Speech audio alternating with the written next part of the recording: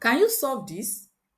Pause this video, solve it, and then come and compare your workings with mine and your answer, and let me know in the comments whatever you get and if you used my method or not.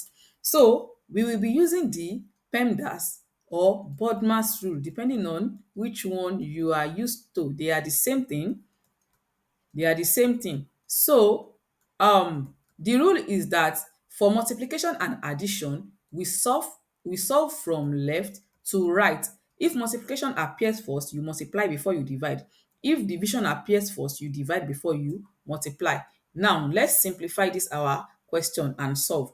So here now we'll be having 3 plus 6, then times, we have to solve the parenthesis or bracket first. So 5 minus 4, 5 plus 4 is 9. So this will become 3 plus 6 times 9, then divided by 3 minus 7.